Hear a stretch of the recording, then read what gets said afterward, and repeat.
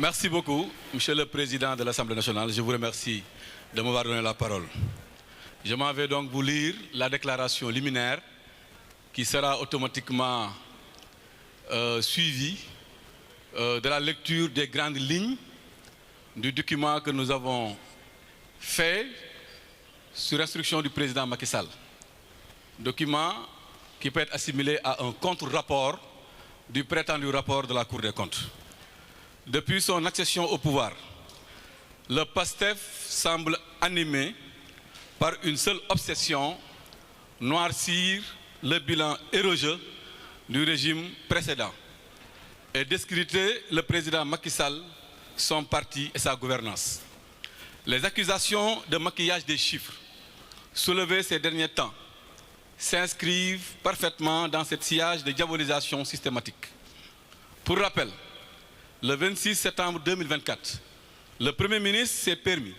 sans la moindre preuve, d'accuser publiquement le précédent régime de manipulation des comptes publics. Quelques semaines plus tard, en pleine campagne pour les élections législatives, il est allé plus loin en accusant un ancien responsable de disposer d'un compte bancaire crédité de 1000 milliards de francs CFA, soit 1,5 milliard d'euros. D'ailleurs, depuis lors, on n'entend plus parler de ce fameux compte et le peuple réclame au Premier ministre de nous expliquer où en est-on avec ce fameux compte. C'est donc dans ce climat de suspicion savamment entretenu que le 12 février 2025, le prétendu rapport de la Cour des comptes a commencé à circuler sur les réseaux sociaux. Étrangement, le site officiel de la Cour des comptes a été inaccessible pendant 48 heures, empêchant les citoyens d'en vérifier l'authenticité. Depuis lors, les accusations farfelues se succèdent, accompagnées de menaces répétées du Premier ministre, des membres de son gouvernement et de ses proches,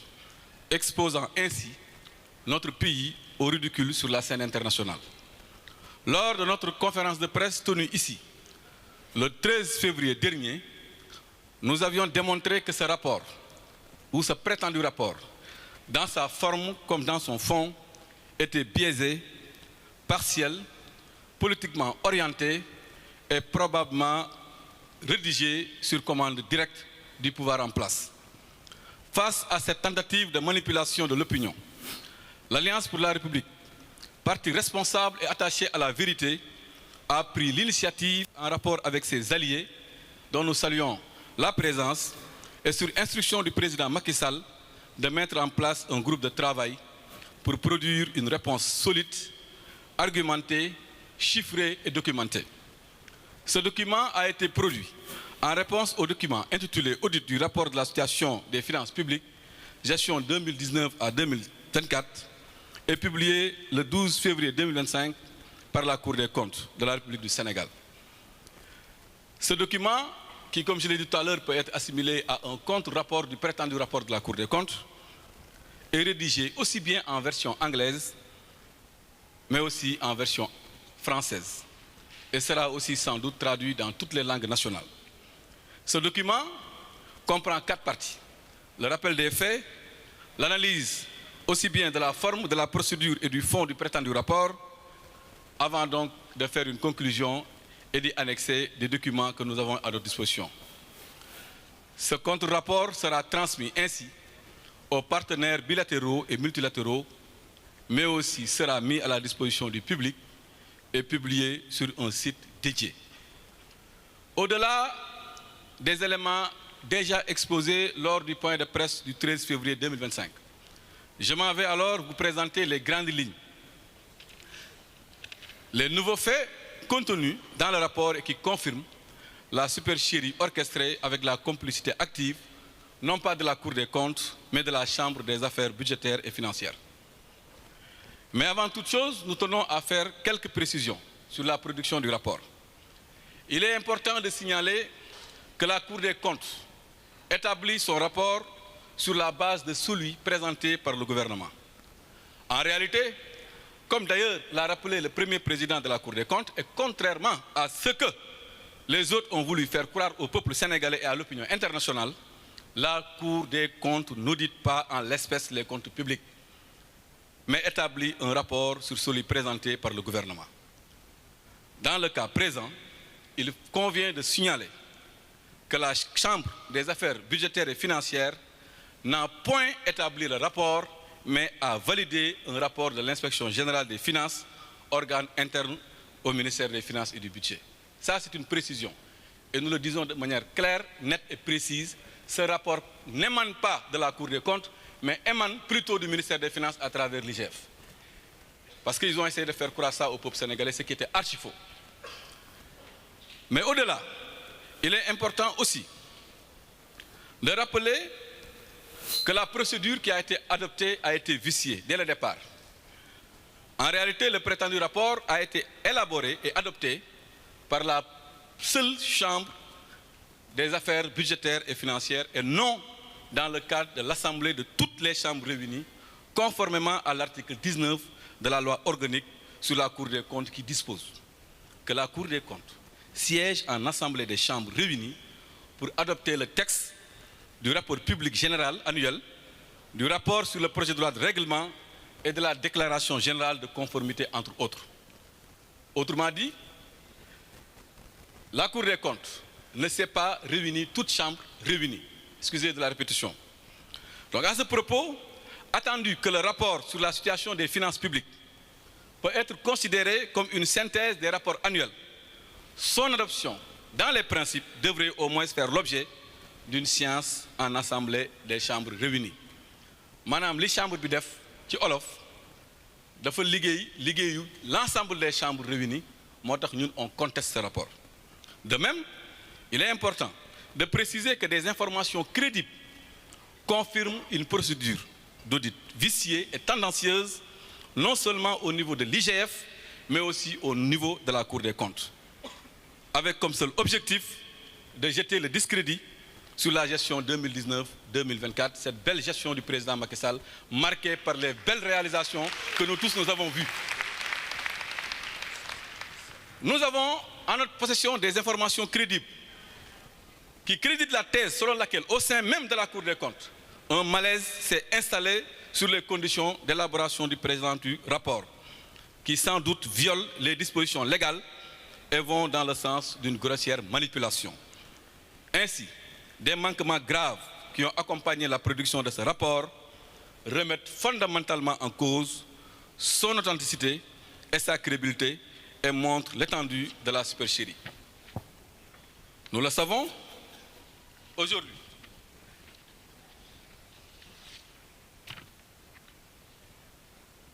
En résumé, à la commande, à l'élaboration jusqu'à la publication de ce prétendu rapport, toutes les normes en matière d'audit des finances publiques ont été violées, ce qui porte atteinte à la crédibilité de la Cour des comptes du Sénégal. Dans ce cadre, une commission d'enquête parlementaire serait à même d'éclairer davantage la lanterne des Sénégalais et des partenaires et nous nous tenons disponibles pour accompagner une telle initiative. Nous voulons dire à Pastef, chantre, soi-disant du Jubal Jubanti. S'ils veulent y voir plus clair, ils n'ont qu'à faire ou mettre en place une commission d'enquête parlementaire et cette enquête minutieuse devrait particulièrement s'intéresser aux phases suivantes. La commande du rapport, la désignation des membres de la commission, la formulation des thèmes de référence, la validation du pré-rapport, la non-observation des principes de confidentialité et du contradictoire, qui sont, selon nous, des règles obligatoires en la matière et la désactivation suspecte du site de la Cour des comptes, rendant le rapport inaccessible au public pendant 48 heures. Au-delà, nous devons nous poser une question simple sur le non-respect du principe du contradictoire. Nous voulons demander à nos compatriotes sénégalais de se poser une question. Comment un rapport aussi important concernant la gestion des affaires budgétaires et financières de notre pays sur les 5 dernières années, comment ce rapport a pu être établi et publié sans que les personnes et administrations concernées n'aient reçu la moindre notification leur permettant d'apporter leurs observations, voire leurs contestations? C'est une question fondamentale, une question de principe qu'on se pose. C'est une question de légalité, c'est une question de droit qu'on doit se poser. Comment c'est possible de faire un rapport sans pourtant donner l'opportunité à ceux qui étaient là de pouvoir se justifier, au moins ne serait-ce que pour apporter des éléments de réponse par rapport aux éléments d'information contenus dans le rapport. Nous nous posons des questions très simples. Depuis quand un rapport d'audit est établi exclusivement à charge comme un procès en inquisition? En vérité, tout au long du processus, le rapport produit par les services de l'IGF et la certification n'ont, dans aucune de leurs étapes, respecté le principe du contradictoire en violation flagrante de la réglementation en vigueur, notamment l'article 64 de la loi organique du 27 décembre 2012 sur la Cour des comptes. Interpellé à ce sujet, parce que vous allez me dire qu'effectivement le président de la Cour des comptes s'est exprimé à ce sujet, le président de la Cour des comptes a informé que le respect du contradictoire par le ministère des Finances ne relevait pas de ses attributions et incombait aux responsables du ministère. Donc là, on se veut très clair, nous n'avons pas de grief particulier par rapport à la Cour des comptes, parce que la Cour des comptes a fait son travail, son interlocuteur c'était le ministère des Finances, mais charge au ministère des Finances de pouvoir donner la parole aux anciens du régime pour qu'ils puissent expliquer et donner leur avis par rapport à ça. Le ministère des Finances, exécutant probablement la commande de PASTEF et de son régime, a refusé délibérément de donner la parole aux anciens dignitaires du régime, ce qui est contraire à l'esprit de la loi et ce que nous condamnons et qui nous fait dire que ce rapport de la Cour des comptes n'a aucune crédibilité à nos yeux. Il convient d'attirer d'ailleurs instamment l'attention du Fonds monétaire international et tous les partenaires sur cette question fondamentale et exiger que le gouvernement du Sénégal y apporte une réponse claire et précise. Par ailleurs, il faut noter que deux versions, nous disons très clairement, deux versions du prétendu rapport circulent depuis lors dans le pays. Nous tous, nous l'avons vu. Les gens n'en parlent pas, mais c'est ça la réalité. Sur Internet, nous avons vu deux rapports qui circulent. L'un qui est signé et l'autre qui n'est pas signé. Et nous pensons qu'un rapport signé est plus crédible qu'un rapport qui n'est pas signé. Mais il est important que vous soyez entretenus sur le contenu du rapport qui a été signé. Donc pour dire que dans la version dite provisoire, ne figure guère les données relatives à la dette bancaire. Alors que cette histoire de dette bancaire-là, qu'on nous parle de 2000 milliards, ne figure pas dans le rapport qui a été signé. Car la Cour des comptes, dans ce rapport signé, elle-même a avoué n'avoir pas les moyens matériels de tracer les opérations de remboursement. C'est pourquoi nous disions qu'ils ont mélangé les opérations de trésorerie avec les opérations de dette. Dans la version définitive, ce qu'ils ont mis sur Internet et qui n'a pas de signature, les montants, curieusement, apparaissent avec comme désignation dette bancaire hors cadrage ou dette cachée. Mais compte tenu des montants en question et des interrogations et commentaires soulevés, la Cour des comptes a l'obligation et le devoir de communiquer pour expliquer comment elle a remplacé le terme opération de trésorerie par dette bancaire hors cadrage. Ça, c'est une question de droit et nous prenons la balle au rebond parce que c'est le premier président de la Cour des comptes qui dit lui-même qu'ils sont prêts à communiquer avec les populations. Donc nous leur donnons des pistes de communication. Ils n'ont qu'à nous expliquer ce qui se passe entre ces deux rapports. Maintenant, à propos de la saisine du Fonds monétaire international par l'APR, parce que vous tous, vous avez vu ces derniers temps, on avait informé que l'APR avait saisi le Fonds monétaire international. Il faut qu'on vous explique le principe. Pourquoi nous avions saisi le Fonds monétaire international? En tant que responsable, notre saisine du Fonds monétaire international, il faut que vous le sachiez, n'avait nullement pour but de salir le gouvernement en place, mais visait plutôt à apporter des réponses rigoureuses, chiffrées et argumentées face à des accusations infondées. Notre objectif en tant que républicain et patriote est de faire en sorte que le Sénégal ne soit pas pénalisé ni placé sous ajustement structurel sur la base de simples déclarations irresponsables des tenants du pouvoir. Les réponses claires, précises, étayées, chiffrées, documentées, fournies par notre parti en rapport avec ses alliés, ainsi que le sérieux de notre démarche vis-à-vis du FMI, ont permis de démontrer que les accusations portées relevaient d'une simple manœuvre politicienne. le sérieux de notre démarche, reconnu par le Fonds monétaire international qui nous a répondu par courrier en date du 28 mars 2025, accusant réception de notre correspondance et acceptant le principe d'une rencontre à une date à fixer ultérieurement. Maintenant, face à l'échec de sa tentative de discréditer notre régime, le Premier ministre s'attaque désormais au Fonds monétaire international, qu'il rend responsable de tous les torts. Pourtant, la coopération entre le Sénégal et le Fonds a toujours été exemplaire. Les pressions, par ailleurs, exercées actuellement contre le Fonds monétaire international, ainsi, afin qu'il renonce à nous rencontrer, renseignent à suffisance sur l'état d'esprit de nos gouvernements. Mais qui a peur d'une rencontre entre nous et le FMI? Qui a peur de cette rencontre? Et pourquoi ils ont peur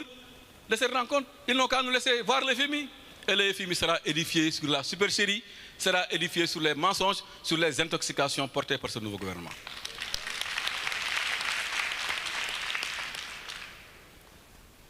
De la défaite maintenant du régime de PASTEF dans la bataille de l'opinion jusqu'à la tentative d'instrumentalisation de la justice, il y a beaucoup de choses à dire. Le parti PASTEF a tenté de mobiliser l'opinion publique autour du prétendu rapport allant jusqu'à lancer un appel à une marche nationale pour exiger la mise en accusation du président Macky Sall. Dans cette logique de manipulation, le pouvoir en place a cherché à instrumentaliser la rue en appelant les Sénégalais à descendre massivement pour exprimer leur indignation et demander la comparution du président Macky Sall devant la Haute Cour de justice pour haute trahison. Vous vous rappelez, vous tous, de l'appel à la marche nationale d'indignation? Où en est-on avec la marche, avec cette marche? C'est parce que simplement, ce stratagème politicien fondé sur une exploitation abusive d'un document encore sujet à caution n'a simplement suscité aucun écho auprès des citoyens qui ont refusé catégoriquement de marcher parce que ce qu'ils disent n'est pas conforme à la réalité, n'est pas conforme à la vérité. Le peuple, désormais plus lucide face aux manipulations, aux mensonges et aux campagnes de désinformation, a clairement refusé de suivre cet appel. Ils avaient dit,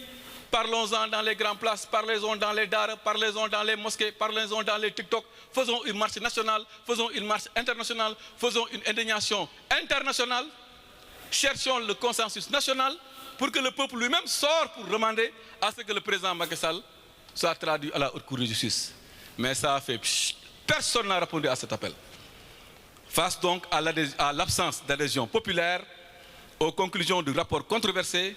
le pouvoir maintenant semble désormais s'orienter vers une instrumentalisation de la justice. Comme nous l'avons dit, comme que le peuple la justice est instrumentalisée avec l'Assemblée nationale. En témoigne alors un projet aussi fantaisiste que son porteur, visant à engager une procédure de mise en accusation du président Macky Sall sur laquelle le parti reviendra ultérieurement. Par ailleurs, et c'est pour terminer, nous avons pris note de la saisine de la division des investigations criminelles par le pôle financier. À ce titre, nous interpellons la Cour des comptes afin qu'elle éclaire l'opinion publique sur la portée réelle et le contenu du référé transmis au ministère de la Justice, afin d'éviter toute tentative de manipulation ou de récupération politique des faits prétendument incriminés. D'autant plus que le pôle financier,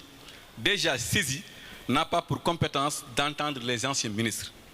La Cour des comptes a-t-il cité des noms dans son référé? C'est une question fondamentale qu'on pose à la Cour des comptes et nous demandons au président de la Cour des comptes, qui a montré sa disponibilité à mieux communiquer avec les Sénégalais. Nous voulons qu'il sorte, qu'il parle avec les Sénégalais, qu'il nous dise, est-ce que dans son référé, transmis au ministère de la Justice, figure des noms? Nous savons qu'il n'y a pas de nom. Et le pouvoir actuel veut donner des noms, ce que nous allons refuser. Cette tentative d'instrumentalisation du rapport de la Cour des comptes, de notre point de vue, ne vise pas seulement à s'acharner contre le régime précédent. Elle porte également atteinte à la crédibilité de l'État en s'en prenant injustement à ses serviteurs, notamment les fonctionnaires qui restent les garants de la continuité républicaine au-delà des alternances politiques. Mais ça, c'est peine perdue, car nous, APR et alliés, nous ferons face et Inch'Allah, nous vaincrons. Voilà donc la déclaration en français et je vais essayer de le traduire en wolof.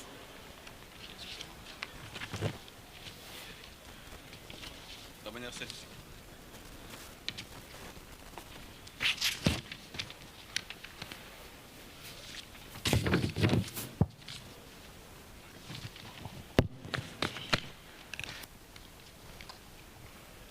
jërëjëf ñu ngi leen di nuyu di leen sant di leen gërëm ci seen teewaay di nuyu di sant di gërëm suñu responsable politique yi nga xam ne ñoo ma cëralee ma jël kàddu gi ci tubaab ak ci olof pour wax pour sénégalais yi mën a xam di nuyu nag di beral nuyoo suñu camarades yi nga xam ne ay partis alliés lañ ñëw bokk ak ñun waxtaan bii di profité nag ci occasion bi pour sant ñëpp pour gërëm ñëpp di leeral ne depuis que Pastef nekk au pouvoir ñëpp xam nañ ne amuñu programme amuñu bilan solution amuñu ambition amuñu projet amuñu programme benn programme rek la ñu am benn mooy taqal nguuru président Macky Sall wax lu ñaaw président Macky Sall pour yàq deram fii ci Sénégal ak ci bitim réew loolu rek mooy seen programme. Depuis le 26 septembre 2024 premier ministre dafa génn ne Sénégal dañu falsifier ay chiffres ci 5 ans yi ñu weesu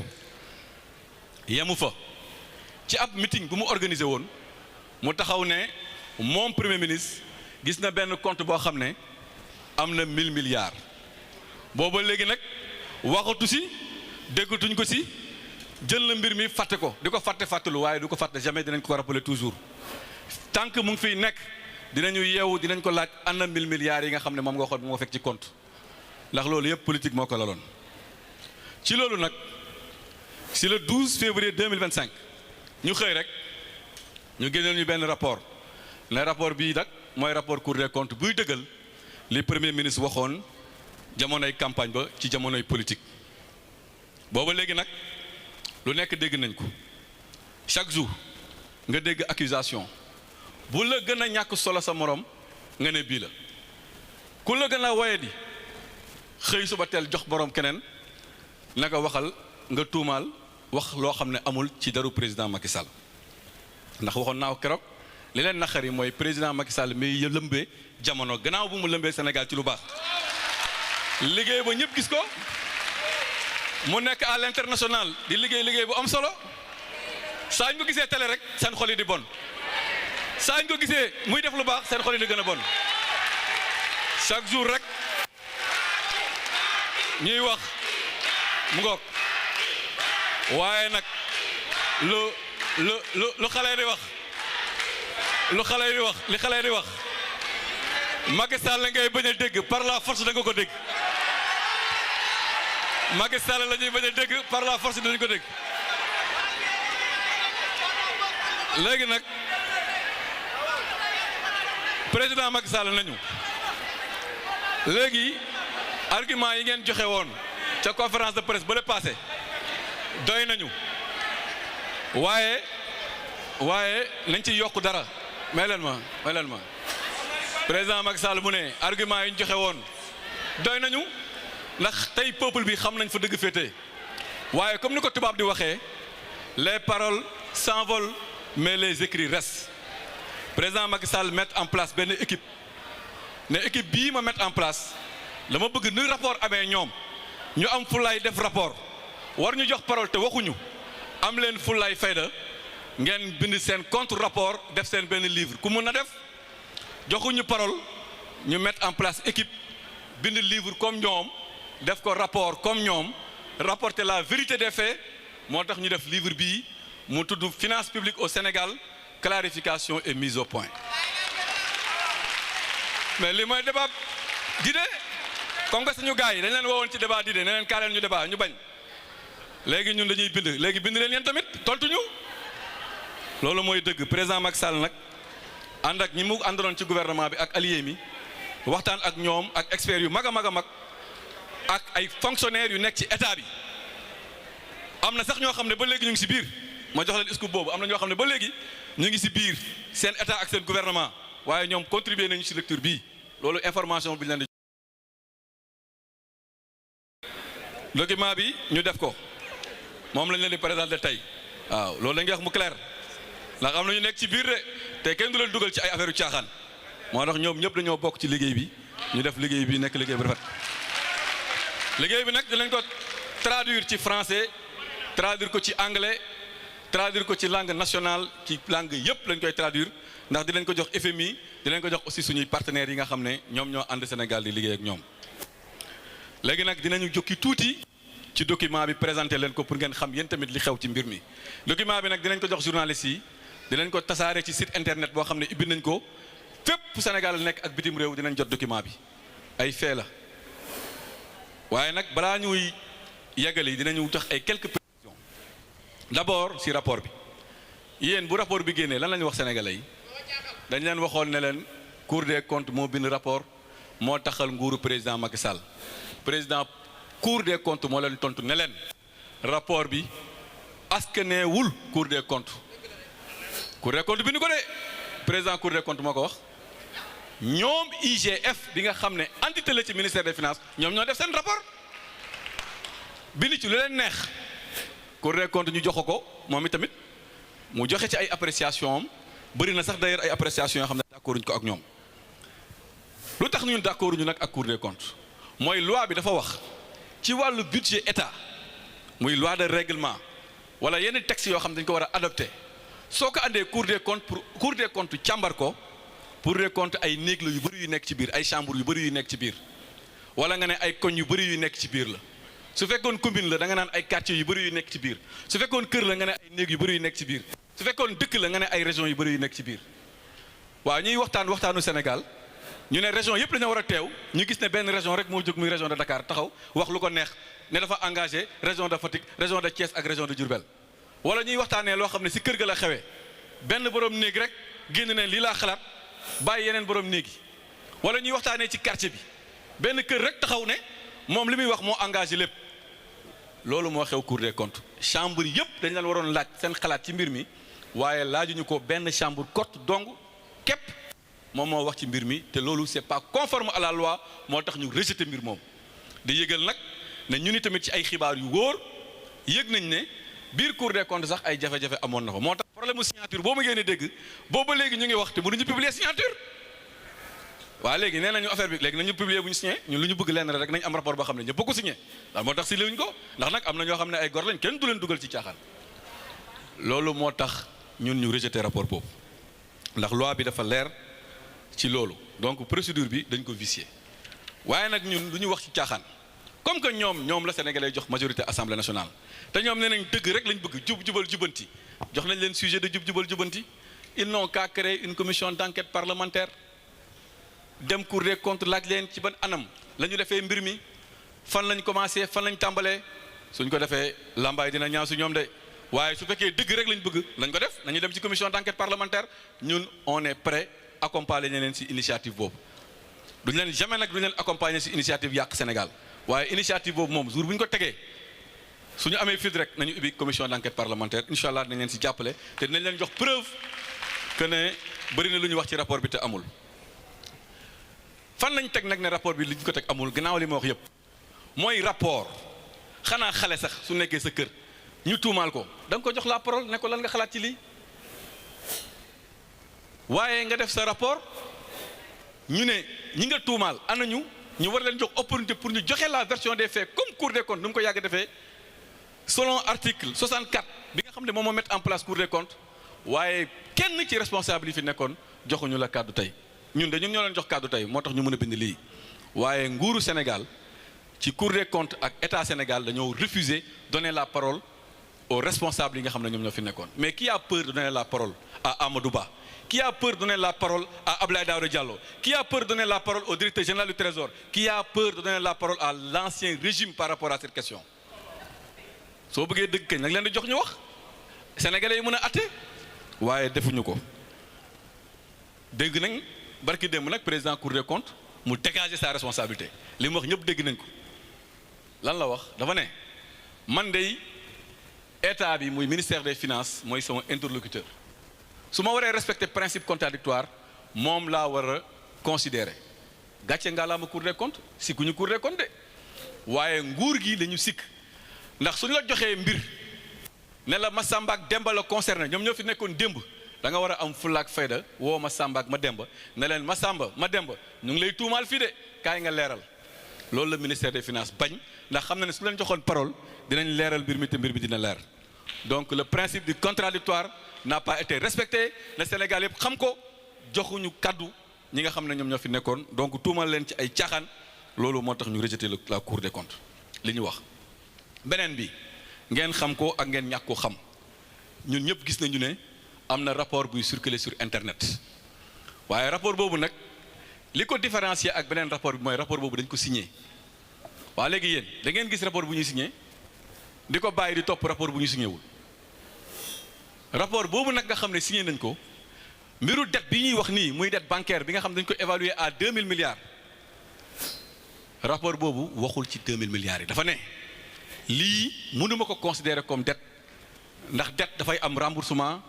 tant que xaw ma remboursement ndax am na wala amul duma ko considérer comme dette loolu la wax de manière claire nette et précise yéen ñëpp mën ngeen ko lire il dit de manière claire je ne peux pas considérer ces montants dans ce rapport parce que je n'ai aucune idée sur le remboursement donc man jàppewuma ko dette ñu jékki-jékki beneen rapport bi xaw ma dafa am pression xaw ma dafa am politique ci biir ñu ñëw dugal ko ci moo tax Cour des comptes bi ñu ngi koy interpeller ci loolu lan ñu leeral entre les deux rapports lan moo tax ñu dugal mbir mi loolu te dugaluñ ci ko bu yàgg donc loolu aussi mooy wane ne Cour des comptes war na expliquer Sénégalais yi gën a mën a xam léegi nag mu des ñaari question yoo xam ne war nañ ko mën a poser waxtaan ci bu njëkk bi mooy Fonds monétaire international loolu dama bëgg ngeen bàyyi si xel bu baax a baax keroog dégg nañu premier ministre mu dem énervé mer xas na Sénégal ba Sénégal rap mu ne léegi Sénégal doyatuma léegi Fonds monétaire international lay xas mais sénégalais yi nañu waxante dëgg kan moo dugal FMI ci dossier bi mais ñun dugaluñu FMI ci dossier bi l'APR n'a jamais prononcé le mot de FMI le mot FMI ñun mosuñu tudd turu FMI ci rapport bi mais lan moo xew fii bu FMI ñëwee dañoo jël micro yi ñoom Pastef je parle sous le contrôle des journalistes ñoom ñëpp soleil def à la une le FMI valide les chiffres du Sénégal le FMI confirme Ousmane Sonko mel ni que ne FMI c'est une institution boo xam ne comme Superman moom moo waroon ñëw pour atte ñu ñun ak ñoom loolu ñoom ñoo ko wax wala waxuñu ko donc Ousmane Sonko su waxee ne ñun dañoo am complexe FMI moom moo am complexe FMI moom ak waa parteem ndax ñoom ñoo fi njëkk tudd FMI ne FMI atte nañu ak waa APR d'ailleurs même moom moo ñu jàngal bind FMI ndax moom moo njëkk bind FMI en 2018 wax na ko barki démb moom barki démb moo xëy mu ne moom en 2018 bindoon na FMI lettre waaye nag li ko naqari nag bi ñu def ñun mooy moom bi mu bindee FMI en 2018 FMI daf ko ne man faalewuma la tontuwuma la dégluwuma la ñun ñu nekk opposition jël place am ñu bind FMI nañu dinaa leen faale dinaa leen tontu dinaa leen déglu gis naa li ngeen bind leer na nañ FMI moo ñu wax looloo ko naqari mais su fekkee xamul lu ñuy wax ak FMI na ñooñu jàngal ko nu ñuy wax ak FMI xam-xam ngay wax ak moom doo wax ak moom ci ay càkkat ci ay lu amul ci ay wax yoo xam ne waxu naxa sa xëndëng la FMI xam-xam chiffre document ngay waxee ak moom te noonu lañu waxee ak FMI moo tax soo xoolee document bi ñu def bind nañ lettre bi ñu bind FMI yéen ñëpp ngeen am ko tey pour la première fois da ngeen xam ñun lan lañ bindoon FMI ñun xam nañ pression yi ñuy def FMI booba léegi bu FMI waxee dañuy recevoir ba léegi ñu ngi def ay pression yu am solo FMI pour FMI ba ñu recevoir mais qui a peur d'une rencontre entre nous et FMI qui a peur de cette rencontre entre ñun ak FMI ku bëggul ñu rencontrer FMI moo tax ñuy manipuler dégg naa barki démb ñu ne FMI musul wax na daf ñuy recevoir moo tax ñun dañuy publier officiellement la lettre du FMI mu ngi nii képp ku doon weddi ndax FMI recevoir na wala recevoir ñu on brandit la lettre du FMI FMI signature la def gis ngeen ko signature def nañ ko ci rapport bi waa léegi ñun est-ce que mën nañ trafiquer ay signature yu FMI le FMI dit en résumé ceci les points que vous soulevez dans ce courrier et sur lesquels vous souhaitez échanger avec nous ont été bien notés maanaam li ngeen wax noté nañ ko bu baax a baax mu ne représentant bi ne je suis disponible pour en discuter et vous reviendrez dans les prochains jours pour fixer la date de la rencontre sollicitée FMI ma wax loolu jot naa seen lettre li ngeen wax ci xam-xam ngeen ko teg nangu nañ ko noté nañ ko da ngeen bëgg ñu waxtaan ci mbir mi incha allah dinañ waxtaan ci mbir mi ndax leen tiital mooy dañoo wax FMI ne dañ leen ñëw toog ak yéen jox leen ay documents publics ak ay documents confidentiels documents confidentiels yooyu nag moo leen jaaxal waaye le moment venu nañ ko présenté ñëpp xam dëgg bi fu mu féetee waaye nag ñu ngi dalal seen xel ñoom waa Pastef ñu ngi dalal xelu sénégalais yi ñun demuñu ci FMI pour waxal lu ñaaw Pastef demuñu FMI pour waxal lu ñaaw Sénégal dañoo dem FMI wala dañoo bëgg dem FMI pour ragg deru Sénégal pour leeral FMI balaa printemps bi nga xam ne moom la ñu war a def seen assemblée générale dañoo bëgg dem pour leeral dëgg FMI xam dëgg bi fu mu féetee loolu lañ bëgg comme que ñoom dañoo yàq deru Sénégal dañoo waxal lu ñaaw Sénégal ba suñu moytuwul FMI nar na jël ay décisions yoo xam ne ça sera décision terrible pour le Sénégal ñun comme ni ñu ko doon defee démb en tant que patriote en tant que républicain on s'est engagé à défendre le Sénégal devant le FMI ñoom suñu sañoon xam lu ñuy dégg FMI réunir na sanctionné na Sénégal def na ajustement structurel su ko defee seen bilan négatif bi nga xam ne moom la ñu nar a am ñu mun ko wékk président Macky Sall pour en finir définitivement waaye du fi am de bilan bi da ngeen ko assumer de da ngeen assumer bilan bi mu neex leen ak mu naqari leen donc yéen jàpp leen peuple sénégalais na xam bis ni ki tey ñun ñoo nekk porte-parole auprès du FMI dinañu défendre Sénégal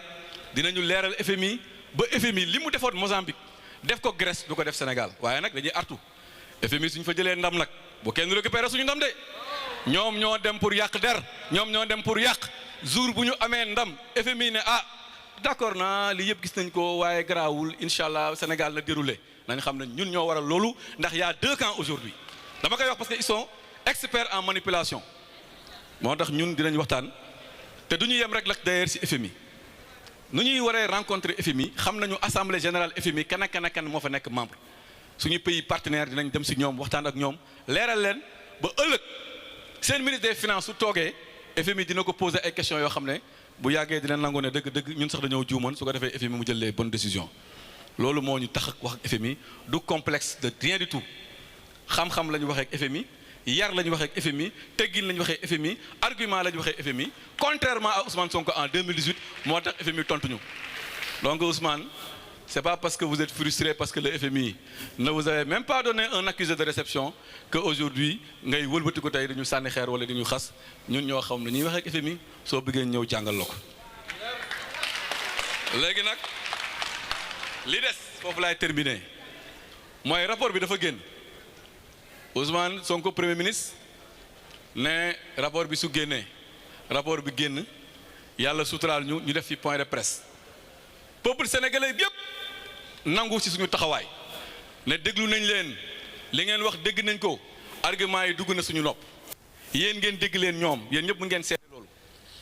bi rapport bi génnee lan lañ wax nañ ci waxtaan ci marché yi nañ ko waxtaan ci daayira yi dawalkatu sareet yi dañ ci waxtaan jaaykatu marché yi nañ ci waxtaan marchand ambulant yi nañ ci waxtaan nañ ko waxtaanee ci TikTok dégg ngeen ko wala déggu leen ko yemuñu fa ñu ne ñun sax dañoo bëgg def marche nationale d'indignation dañoo bëgg peuple bi jóg naqarlu affaire bi su ko defee ëllëg ñu taxaw ne waaw peuple bi moo mujjee jóg ne léegi président Macky Sall dañ ko war a traduire devant la haute cour de justice waaye le peuple cette fois-ci a été zen peuple bi taxaw ne ko nag dëgg nag lu nekk waxoo ko ñu gëm ko wax nga fi ne am na compte 1000 milliards ñu gëm ko votel la wax nga fi ne Sénégal dañoo jaay suñu pétrole ñu gëm la waaye bii moom du jàll bii du jàll de malheureusement pour ñoom bii jàllul ils ont perdu la bataille de l'opinion loolu moo waral énervement bi loolu moo waral xuloo bi loolu moo waral xeex bi loolu moo waral nag seen mer bi ñu mer comme que amatuñu solution nag ñu ne léegi ñaar moo des comme que peuple bi fippuwul parce que dégg ngeen seen benn waay naan waaw moom lu ko naqari sax nekkul ñi sàcc waaye comportement wu ñuy sàcc moo ko naqari maanaam peuple bi ni ñu noppee looloo ko naqari mais dina ko naqari parce que peuple bi doful jinne jàpp leen nax nga leen benn yoon nax nga leen ñaari yoon waaye doo leen nax ñetti yoon cette fois-ci moom il a eu 203 nax nga leen ci élection législative nax nga leen ci présidentielle waaye mënu leen nax ci rapport bi peuple bi est resté zen ils ont refusé de sortir donc le peuple nous le remercions ñun sant nañu yàlla te ñu ngi leen di wax ne le bii mooy point final dootu leen dégg te ñu wax ci rapport bi pour ñun c'est fini, on a gagné la bataille parce que la bataille c'était la bataille de la vérité. La bataille on l'a remportée dès le premier tour. Léegi nag ñu ne comme que mbir mi am na li des nag mooy léegi nañu yóbbu mbir mi assemblée nationale comme que ñun amuñu doole ci opinion bi ci mbir mii waaye ñun ñoo am doole assemblée nationale. Léegi nañ ko yóbbu assemblée nationale ne woowaay dañuy topp président Macky Sall ci haute cour de justice loolu moom lu ñu ci sori parce que c'est un programme farfelu dirigé par un député farfelu membre d'une assemblée décidément farfelu donc loolu amul bopp amul genn duñ ko wuyu yemuñu fa ñu ne dañu instrumentaliser la justice.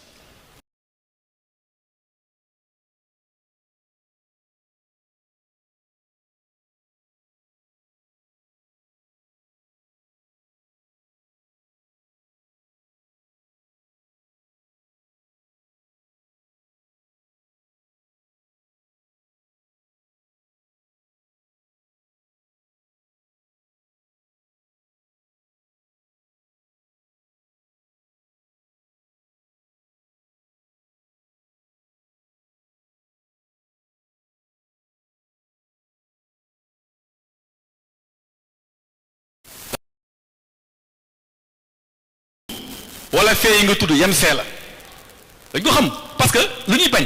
mooy léegi-léegi nga gis ñu génn commencé topp ay nit soo leen laajee ñu ne way topp ñu kenn cour des comptes indépendant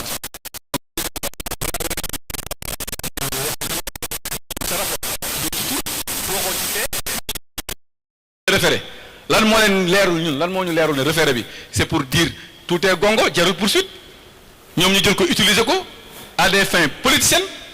loolu moo tax on appelle la cour des comptes mu génn mu wax su ko defee mbir mi leer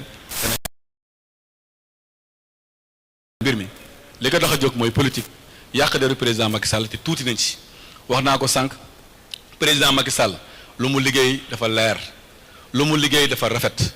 président Macky Sall liggéeyam moo tax institution bu toll ni moo Ibrahim nga xam ne ñëpp xam nañ ko ci bonne gouvernance ci topp bonne gouvernance ñu sote ñëpp mu nekk daanaka le premier sénégalais boo xam ne dafa bokk ci moo Ibrahima waaye ñu gis ñoo xam ne su fekkoon millions de personnes la ñu doon wër ñu war a bokk ci moo Ibrahima ñoom duñ leen choisir tey soo doon topp su fekkoon moo Ibrahima xam nga ay 100 personnalités ay 50 personnalités mais su fekkoon moo Ibrahima 1 million de personnes lay wut ñi fi nekk sax duñ ci bokk ñeneen réew la ñuy jël wala ñeneen nit la ñuy jël seen xol yi di bon ñu ne léegi nañ ko gàkkal nañu yàq deram tuuti nañu si yàq deru président Macky Sall mënuñu ko te xamuñ ko. président Macky Sall liggéey na fi liggéey bu rafet liggéey bu baax sénégalais yi gis ko liggéeyam jeex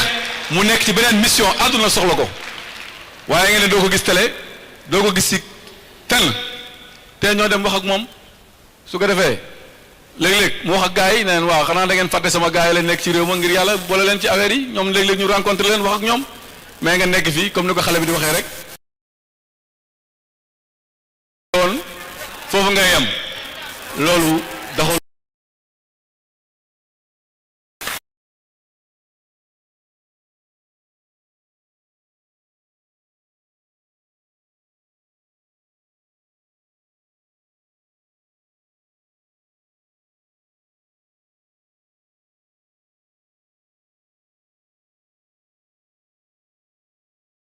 terminé par fàttaliku suñuy camarades yi nga xam ne ñoom la ñu jàpp ñu nekk ci kaso bi muy Farba Ngom di Tahirou Sarr di Ablaye Ndiaye di le grand Abdou Nguer résistant ñu ngi koy bàyyi xel bu baax di ko féliciter. Lat Diop notre camarade moom tamit fàttewuñ ko waaye nag di fàttaliku les prisonniers à ciel ouvert les 30 000 licenciés du Sénégal ñooñu mooy ñi Ousmane Sonko tëj ci kaso bi te yóbbuñu leen kaso mooy c'est les prisonniers à 30 000 licenciés. Assane Diouf aussi ñu ngi koy fàttaliku di fàttaliku aussi les 312 policiers remerciés nga xam ne ak Samuel Sarr les 312 policiers remerciés foofu laay terminer ak lépp lu ñu def ci réew mi lan lañ leen di fayee naan ay marchands ambulants la ñu woon ak ay taxalukaat la ñu woon ñun jàppee nañu loolu ay nit ñu am fulla ak ñu fayda lañ leen jàppee ñu ngi fay xel aussi suñu frère Samuel Sarr di wax ne Sénégal mu ngi nii on va porter la résistance on sera prêt et on fera face à ce pouvoir de Pastef su ko defee ñu gaaw fay jógee ndax buñ fi nekkee ba léegi dara doxul réew mi ngay dellu ginnaaw Sénégal a ngi gën a sonn ñu ngi leen di ñaax nag au lieu ñu continuer li ñuy def nañu gëstu béykat yi nañu gëstu ñi nga xam ne aussi fayekuñu bourse de sécurité familiale loolu moo gën caaxaan yi nga xam ne moom la ñu nekkee loolu moo nekkoon message yi maa leen sant leen gërëm je vous remercie.